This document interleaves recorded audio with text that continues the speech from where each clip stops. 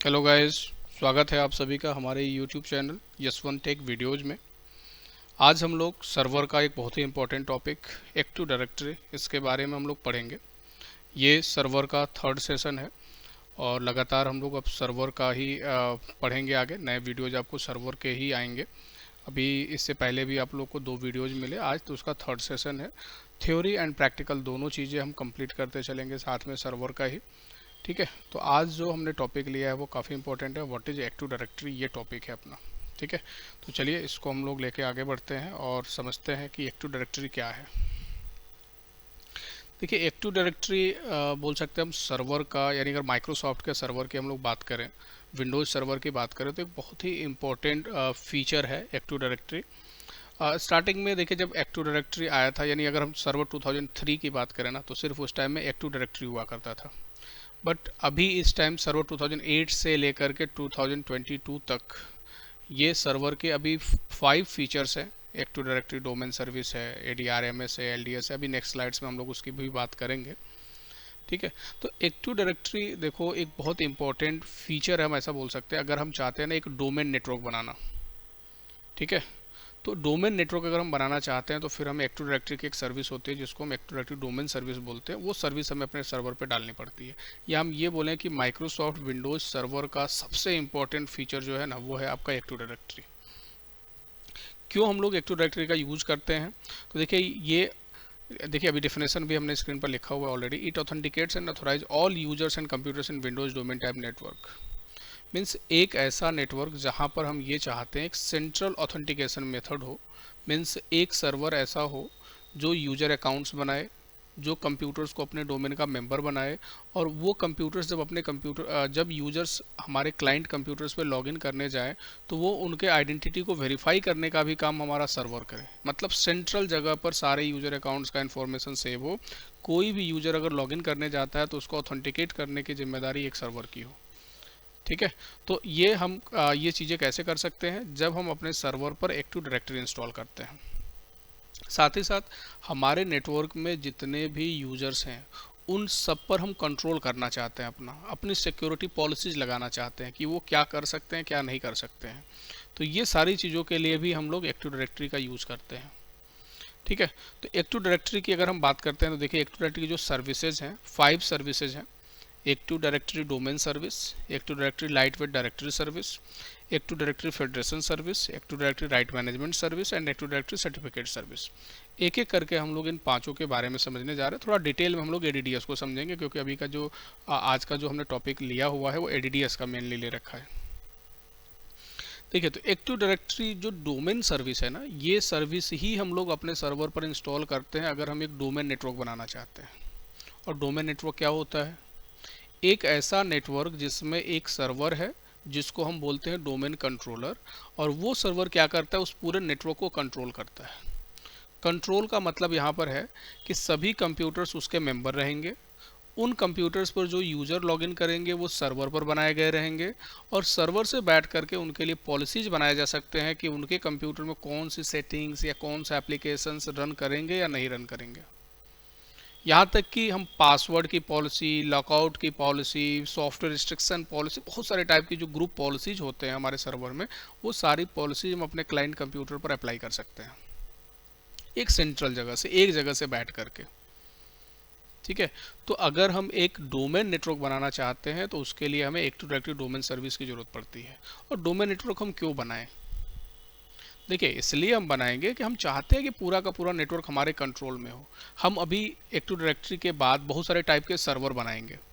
तो जब सर्वर्स हम बनाते हैं सर्विसेज देने के लिए, फिर जब हम सर्विसेज देंगे ना, तो वहाँ पर भी हमें एक ज़रूरत पड़ेगी कि भाई किस यूज़र को कौन सी सर्विस देनी है, कौन सी सर्विस नहीं देनी है। तो जब सारे यूज़र हमारे कंट्रोल में होंगे, ठीक है, तब हम उनके लिए पॉलिसीज बना पाएंगे या सिक्योरिटीज लगा पाएंगे कि किस यूज़र को कौन सी सर्विस मिलनी चाहिए, कौन सी सर्विस नहीं मिलनी चाहिए। ठीक है, तो इसलिए हम लोग एक्टिव डायरेक्टरी डोमेन सर्विस को यूज करते हैं। अगर हम 4 मेजर बेनिफिट्स की बात करें कि एक्टिव डायरेक्टरी डोमेन सर्विस क्यों हमें इंस्टॉल करना चाहिए, क्यों हमें डोमेन कंट्रोलर बनाना चाहिए, तो वो 4 चीज़ें देखो क्या है। एक तो centralised resources and security administration.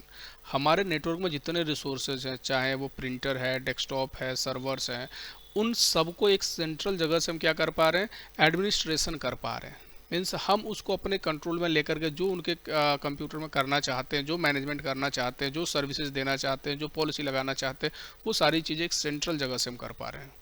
और साथ ही साथ अगर उनको कोई चीज़ें चाहिए, जैसे उनको कोई डेटा चाहिए, तो हमने अपने सर्वर पे रखा, यहाँ से हमने उस इन्फॉर्मेशन को शेयर कर दिया, और हमने जिस यूज़र को अलाउ किया वो यूज़र एक्सेस करेगा, जिस यूज़र के लिए हमने ब्लॉक किया वो ब्लॉक रहेगा। ठीक है। दूसरा, single log on for access to global resources.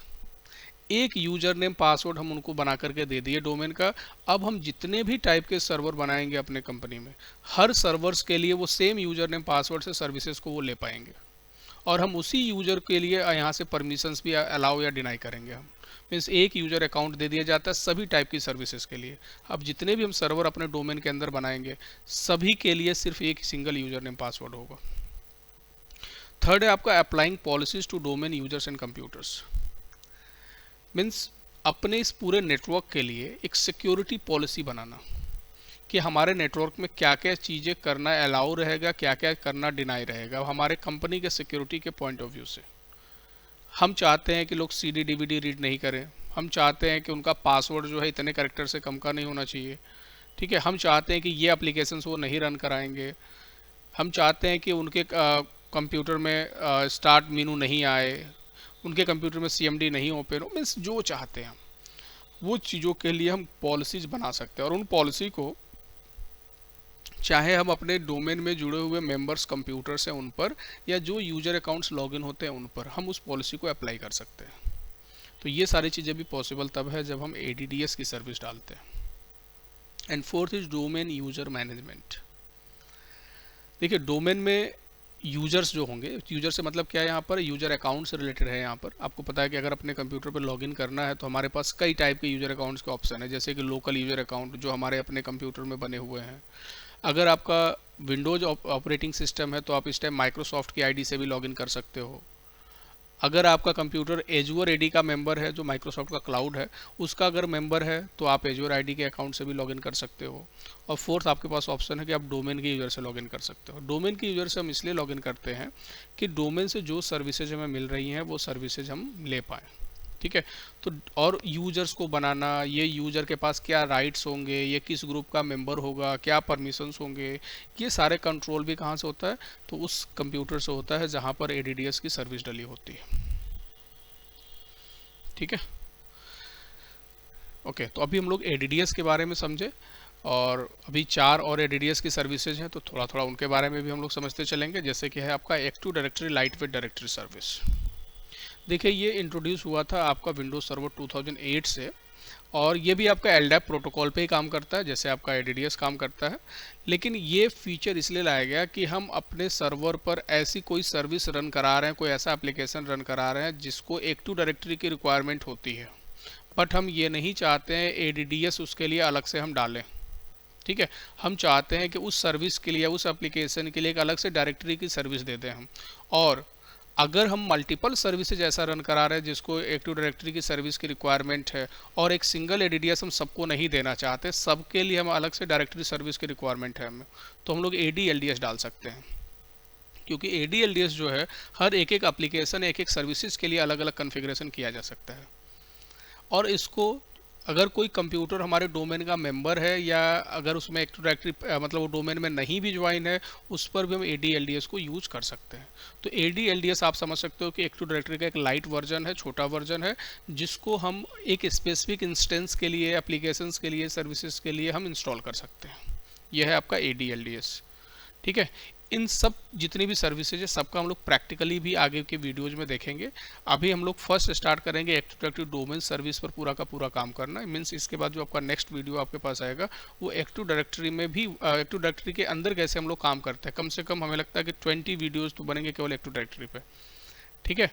बहुत सारी चीज़ें उसके अंदर आती हैं कि भाई डोमेन कंट्रोलर्स कितने टाइप के बनते हैं, यूजर अकाउंट मैनेजमेंट कैसे करते हैं, ग्रुप मैनेजमेंट कैसे करते हैं, साइट्स क्या हैं, ट्रस्ट क्या है, बहुत सारी चीज़ें आएंगी। तो उन सब का पहले एक्टिव डायरेक्टरी हम लोग कंप्लीट करेंगे, फिर धीरे धीरे और भी हम लोग सर्वर से रिलेटेड चीज़ें देखते जाएंगे। नेक्स्ट सर्विस है आपकी एक्टिव डायरेक्टरी फेडरेशन सर्विस। ठीक है। देखिए, ये जो सर्विस है ये है सिंगल साइन इन फैसिलिटी के लिए। सिंगल साइन इन का मतलब कि अगर हमारे पास एक से अधिक सर्वर्स हैं, ठीक है, एक से अधिक डोमेन्स हैं, और हम क्या चाहते हैं कि एक डोमेन पर हमारा यूजर अकाउंट बना हुआ है, उसी यूजर अकाउंट से लॉगिन करके हम अदर जो दूसरे डोमेन से उनसे भी सर्विसेज ले पाएँ, या उनके डोमेन की भी जो सर्विसेज है हमें लेने के लिए हमें अलग से दूसरा यूजर नेम पासवर्ड नहीं देना पड़े। एक यूजर नेम पासवर्ड हम दें और उसी से हम मल्टीपल डोमेन की सर्विसेज को एक्सेस कर पाएँ। इसका बहुत अच्छा एग्जांपल है, जैसे आप अगर गूगल की आईडी से लॉगिन करते हो तो गूगल की जितनी सर्विसेज हैं, जैसे आपका youtube.com है या और भी जितने, आप सबको एक आईडी से एक्सेस कर पाते हैं। ठीक है, इसको बोलते हैं सिंगल साइन इन फैसिलिटी। तो ये आपको ADF से ये चीज़ें मिल जाएंगे। नेक्स्ट है आपका active directory right management service. ठीक है, नाम से ही आपको समझ में आ रहा है कि राइट्स को मैनेज करने के लिए, राइट्स मतलब परमिशंस को। एक्चुअल में ये क्या है कि ADRMS समझिए एक ऐसा फीचर है कि हम इसमें जो भी अभी अगर आप डेफिनेशंस भी ऊपर पढ़ो तो देखो लिखा हुआ है कि active directory right management service consist of both a server and a client component. ठीक है, दोनों बोल सकते हैं कि इसमें दोनों चीज़ें हैं, सर्वर एंड क्लाइंट दोनों। The server component is made up of multiple web services that run on Microsoft server. ये सर्वर कंपोनेंट का मतलब यहाँ पर क्या है कि ये किसके लिए बना हुआ है, ये मल्टीपल वेब सर्विसेज, समझ रहे हैं, मतलब एक ऐसा सर्वर जिसपे बहुत सारे हम लोग वेब सर्विसेज को रन करा रहे हैं। जैसे कि मान लीजिए सर्वर 2019 है और क्लाइंट जो है हमारा वो कोई भी ऑपरेटिंग सिस्टम है। ठीक है, और हम क्या चाहते हैं कि उसको एक ऐसा राइट्स देना चाहते हैं क्या करने का कि भाई वो अपनी फाइलों को, अपने एप्लीकेशंस को इनक्रिप्ट कर पाए, डिक्रिप्ट कर पाए, टेम्पलेट्स को वो रिट्रीव कर पाए। ठीक है, या वो लाइसेंस ले पाए, सर्टिफिकेट्स ले पाए सर्वर से, मीन्स इस टाइप के हम उसको राइट्स देना चाहते हैं। ठीक है, तो इसके लिए हम लोग active directory right management service use करते हैं। मीन्स यहाँ पर हम एक ऐसा सर्वर बनाते हैं जहाँ से हम अपने क्लाइंट्स को एप्लीकेशंस के लिए, इनक्रिप्ट करने के लिए, लाइसेंस लेने के लिए, इन सब वर्किंग के लिए हम लोग राइट्स देते हैं कि वो इस चीज़ को कर सकते हैं। तो ये है आपका राइट मैनेजमेंट सर्विस। नेक्स्ट है आपका एक्टिव डायरेक्टरी सर्टिफिकेट सर्विस। देखिए ये भी बहुत ही इंपॉर्टेंट रोल है एक्टिव डायरेक्टरी आपका विंडोज सर्वर का, सर्टिफिकेट सर्विस। अगर आप लोगों ने CA का नाम सुना हो, सर्टिफिकेट अथॉरिटी, तो अगर हमें ऐसा सर्वर बनाना है ना तो हम लोग ADCS की हमें ज़रूरत पड़ती है। अगर आप बिल्कुल बिगिनर हैं तो बिल्कुल कंफ्यूज नहीं होंगे, आगे हम लोग ADCS का प्रैक्टिकली भी समझेंगे कि कैसे सर्टिफिकेट अथॉरिटी बनता है, इंटरप्राइज CA कैसे बनता है, सबऑर्डिनेट CA कैसे बनता है, ये सारी चीज़ें हम लोग आगे प्रैक्टिकली भी समझेंगे। अभी के लिए आप ये समझेंगे कि एक हम लोग क्या करते हैं अपने कंपनी में, सर्टिफिकेट सर्वर बनाते हैं और सर्टिफिकेट सर्वर से हम अपने यूजर्स को परमिशन देते हैं कि वो क्या कर सकते हैं, क्या नहीं कर सकते हैं। जैसे कि हम चाहते हैं कि वो फाइलों को इनक्रिप्ट कर पाएँ तो हम उनको फाइल को इनक्रिप्ट करने का सर्टिफिकेट दे देते हैं। हम चाहते हैं कि अगर कोई भी यूजर फाइल को इनक्रिप्ट करे तो एक ऐसा यूजर हो जो उस फाइलों को डिक्रिप्ट कर सके, जिसको हम लोग डेटा रिकवरी एजेंट या DRA बोलते हैं, उसके लिए हम सर्टिफिकेट देते हैं। कोई यूजर हमारे डोमेन में लॉगिन होकर के काम कर सकता है, उसके लिए हम लोग सर्टिफिकेट देते हैं। मीन्स एक ऐसा सर्वर बनता है जो अपने क्लाइंट्स को डिजिटल सर्टिफिकेट प्रोवाइड करता है और जिसके पास वो डिजिटल सर्टिफिकेट होता है उसको वो राइट्स मिल जाते हैं। ठीक है, तो अगर हम अपने नेटवर्क में एक पब्लिक की इंफ्रास्ट्रक्चर बनाना चाहते हैं, ठीक है, एक ऐसा इंफ्रास्ट्रक्चर बनाना चाहते हैं जहां पर डिजिटल सर्टिफिकेट का यूज़ करके हम अपने क्लाइंट्स को परमिशन दें, वहां पर हम लोग certificate service, active directory certificate service use करते हैं। ठीक है, तो आज का ये सेशन था जिसमें हम लोगों ने अभी बेसिक एक्टिव डायरेक्टरी क्या है उसके बारे में जाना, उसके कौन कौन सी सर्विसेज हैं उसके बारे में जाना। ठीक है, नेक्स्ट जो वीडियो होगा वो एक्टिव डायरेक्टरी से रिलेटेड होगा जिसमें हम लोग और बहुत सारी चीज़ें सीखेंगे। तब तक के लिए धन्यवाद।